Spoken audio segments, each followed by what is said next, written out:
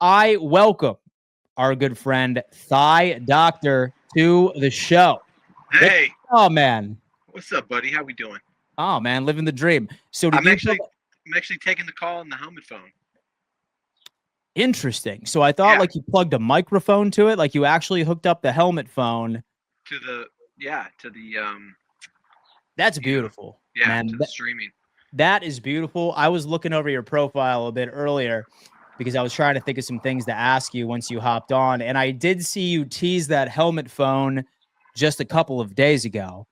And regardless, man, love the creativity. And I mean, hell, dude, we are thrilled that you are here, hoping that you can talk us off of a ledge for a variety of these little injuries that we're seeing. Yeah, so just take them one at a time. I can't see the screen too well right now because I'm on the helmet phone, but just Yeah. say the name and I'll run it through you.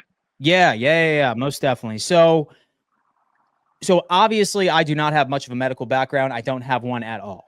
But when I look at this list, and it is the full list, not including Alec Anderson, who of course ended up leaving practice and did not return today.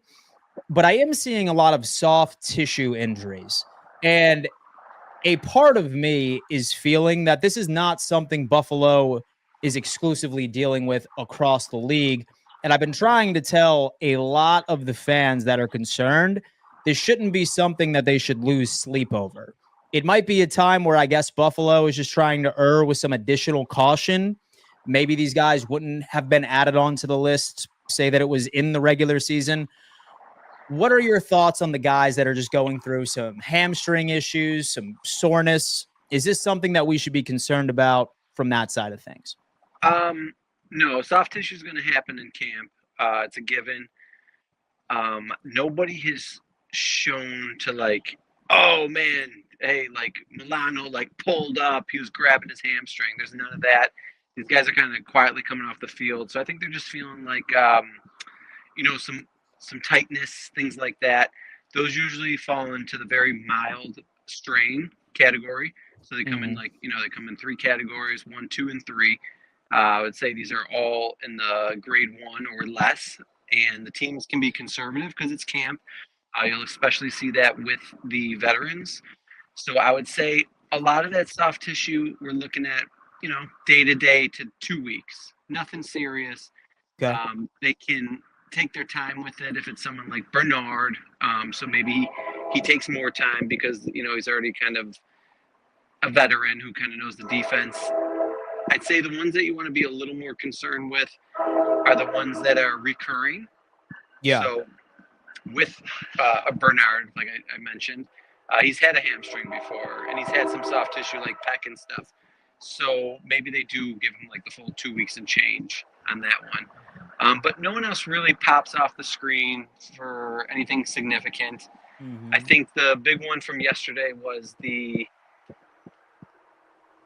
receiver. Yeah, it was Shavers with the ankle, which McDermott said he's not. Yeah, he's not concerned. He said, but yeah. So it came out. I think that Getzberg girl said it was a low ankle sprain from a source. So that is the best case scenario. Those are day to 2 weeks, generally like 1 to 2 weeks. But the reports that were coming out were so severe. They said, oh, he was screaming. The team had to come and console him, and he got carted off. So I was like, oh man. And he got rolled up on, it sounded like, because it was getting challenged for the play. So, I threw it out there that, maybe he had like a tib fracture. Because that is common when you do get rolled up on. That is like the high ankle sprain type. And the bad ones are the ones that break. So, with that said, low ankle sprain, again, you're looking at something 1 to 2 weeks.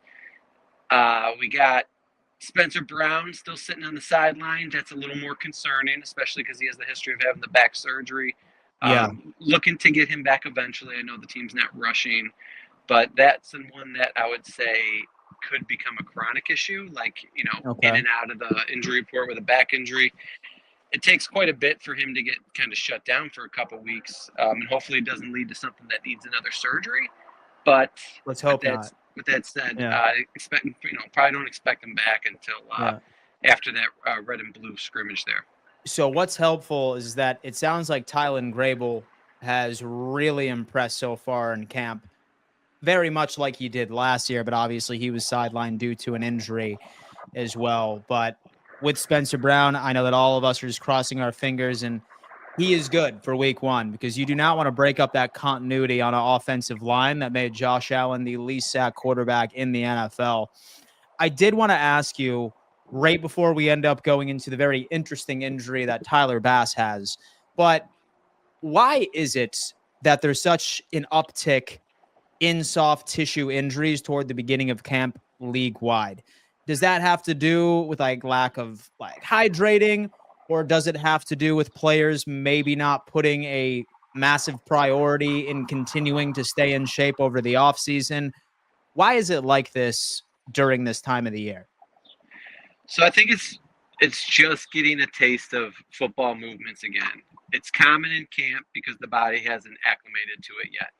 So these guys work out. They're well-trained athletes. I don't think they're sandbagging their off season, but I think they come in and you have to react.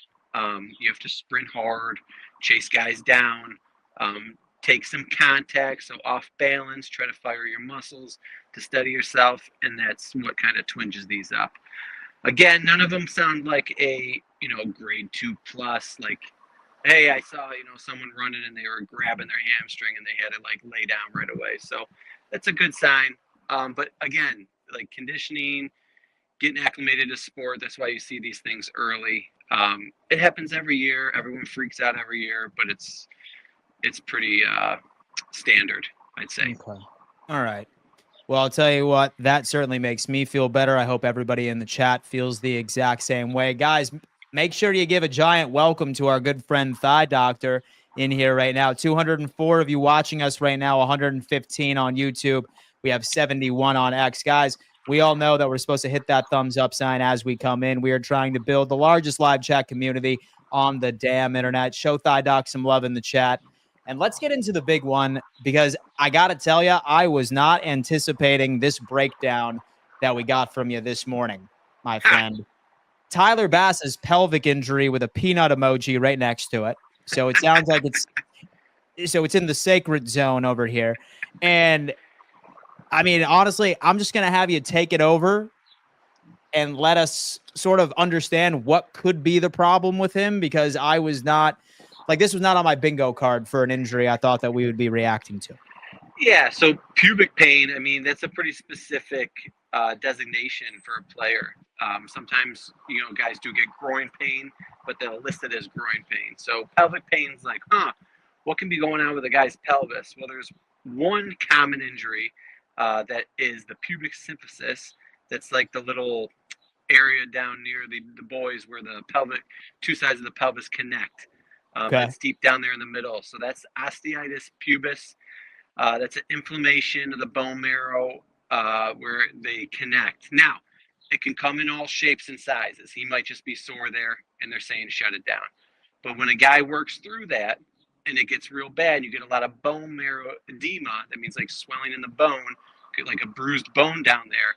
It could take months. And this is a kicker, right? This isn't like a lineman. It's someone who's got to swing their hips. This could actually be a big deal. So we will see. They might just be saying, hey, it's a little sore, shut them down. It's camp. But this definitely is a red flag.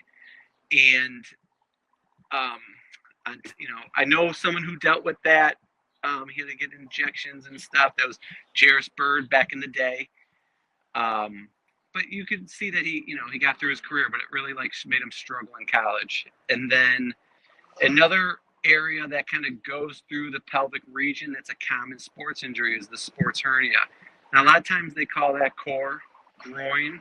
So I'd be shocked that he's dealing with that and they called it pelvic pain. But, I wouldn't put it past him that it could be related. So sports hernia, that's like inflammation where your deep core muscles come out of a little ring in your pelvic area. Speaking of Grable had that surgery last year. Interesting. Oh, Tyrod Taylor had that surgery. Now that surgery is a slam dunk, though. So it's like 6 weeks, and these guys are pain free, and they could probably play within 2 months. But again, it's not your average player. This is a kicker. So that area bothering a kicker, I mean, a little pain here, a little pain there. You slice it a little left, slice it a little right. His accuracy can go way down from this, let alone take his power away. So this one isn't one to scoff at. Let's see how it goes. If he's off for a couple days and he's back and you don't hear from it again, great. But I'm holding my breath on it. So how would this even be caused in the first place? Because yesterday we heard that like he was struggling terribly out on his place kicks. He went something like 50%, I think. It was all over the place. Could that have been triggered yesterday while it was raining and those conditions were suspect? For sure. Okay. Yeah, it could have been bothering him, and that's why his accuracy was off. Now, ideally, he's got like just a little baby strain in the area, and it's not a big deal. He just tweaked something, maybe slipped a little bit because it was raining out, and he's back in a couple days. So I'm not here to sound the alarm, but just when someone says someone has pelvic pain, you can agree you haven't heard that very often, correct? No. So these are some common conditions with athletes that are in that area. If they said groin, if they said hip flexor, I'd be singing a different tune. These are a little different to use that word pelvic pain. So very interesting, and we'll see how that shakes out. Okay. Next up, have to talk about our good friend Dalton Kincaid, right? Like you said, missed 4 games last year with a PCL injury to his left knee. I'm not sure whether or not that I've just been so dominated with off-season content that I forgot about this. I don't remember whether or not he had a procedure on this to sort of clean it up. Procedure. Okay, so he had no procedure. So are you saying that maybe this little fall that he took against Indy last year may have been more significant? What the hell is going on with his knee? So PCLs, it's a sprain of the ligament. It's the opposite of the ACL. It's still deep in the knee, but they are very rarely taken care of surgically. Your knee doesn't rely on it that much, but it does protect it from some shearing forces at your leg. So when you plant, stuff like that. The ACL is obviously more important. That's why even a partial ACL tear, these guys fix them in professional football. So what could be going on? I don't know. Was it a big enough sprain? It must have been. It kept him out 4 to 6 weeks. That it's actually still a little loose, and he gets a little shifting in his knee, and it's bothering him. It's causing inflammation. Is there some meniscus type issue involved where it's not enough to clean it up, but it's something that gets irritated, again, from that micro instability? Or is it something new? He just banged his knee and it's swollen. I doubt it, but it could be too. So we'll see. It sounds like maybe this is something that's going to flare up on and off. Could it become a chronic thing? Absolutely. But do a lot of guys pop up on these reports? My knee's a little swollen, but they still end up playing the next Sunday. It happens all the time. So we'll see how it goes. I know it's very alarming because he's a young guy. We're counting on to get better. He's got the history of the injuries that, maligned a season last year, and the team said, I want you to get stronger and healthier. And here we are still looking skinny and having a banged up knee. Still not in the gym. And so he didn't up his calories, my friend. Like we needed him to put that. Yeah. Remember that picture? I mean, that picture that went viral. He looked like he had a flat chest and he had 2 knee braces on. I did remember that. Yeah. I mean, that went viral for a reason because the team was literally like, you got to get in the gym, you got to get healthy. And then here he is looking skinnier than ever and two wonky knees in OTAs. But I don't know. It breaks my heart. Yeah, he's solid. I wouldn't expect him to ever be a bulky guy. He's like a tweener tight end receiver, but he's good at what he does. So hopefully he gets healthy enough and can perform.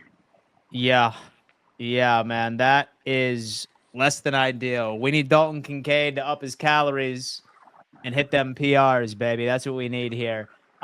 Next up, I wanted to talk about Dorian Williams because when it comes down into the number one concern for me, I would say, is lack of depth at the linebacker room. We have Shaq Thompson. That's all great, and that's all well and good. And I think we can all agree that Balen Spector is an absolute liability when he's out on the field. So Dorian Williams is a key depth piece to us. I guess he was in a boot yesterday.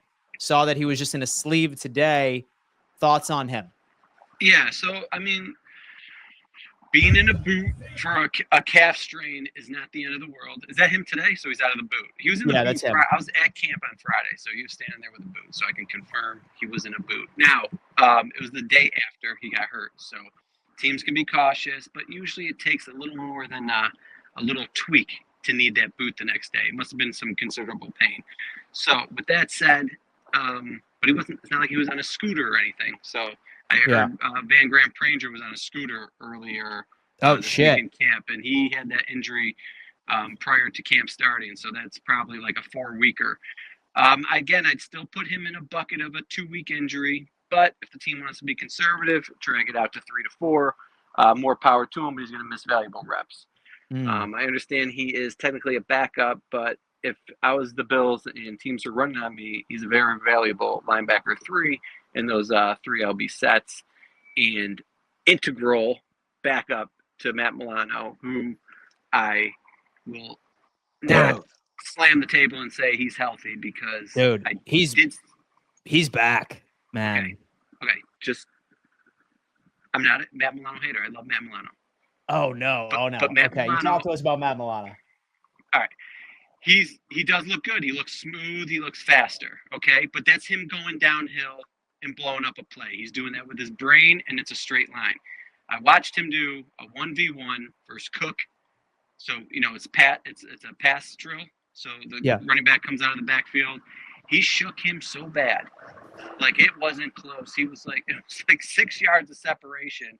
Cook got the ball, and Milano kind of pulled up and kind of shook his knee out a little bit. And I was thinking, damn. So straight coming downhill. That's what I was talking about last week. Like, he's a big, strong, bulky guy.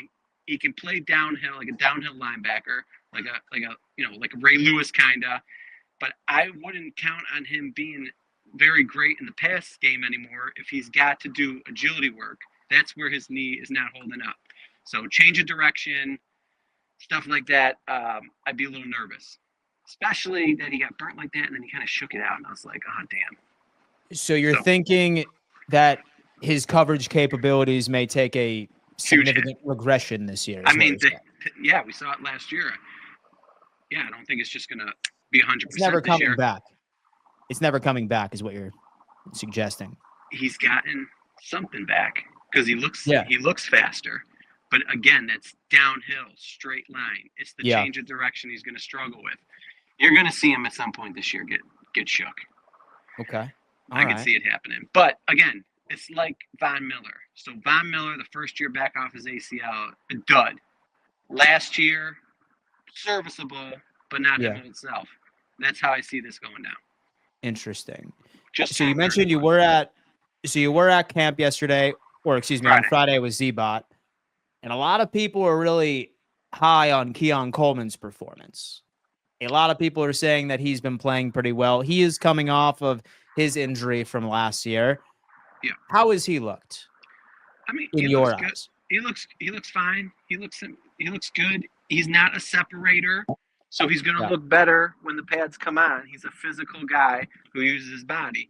So, when they're playing in shorts, and that's like a day for guys who are agile, who get separation to shine, those are the guys that are going to look good on that day. When the pads go on, the big boys come out, that's his forte. So on Friday, he had a nice touchdown. Trey White slipped. That's why he was open. But he also dropped 2 balls pretty bad. And I think he got some heat for that. And then I think he came out on the rainy day on Sunday and showed out when the pads were on. Show the pads. Man, well, I'll tell you what, dude. We are excited, and we thank you for taking a little bit of time and chatting with us today, Thigh Doc. Guys, as always, I want you to head on over to Thigh Doc's X accounts. I am going to be posting some of these clips that I think the X world will enjoy. I think we're going to talk a little bit about that pelvic injury. I think we're going to talk a little bit about that Dalton Kincaid knee update, and then maybe a not so fast on Matt Milano, folks. I'm going to love those clips. Guys, go follow Thigh Doc right now on X at Thigh Doctor. I hope that he's a regular guest on this show all year long, because unfortunately that's a part of the damn game, is dealing with these injuries. Thigh Doc, and do you have anything that you would like to say? And before we set you off on this beautiful Monday. My pleasure. Go Bills. Dude, go Bills, man. That's my guy right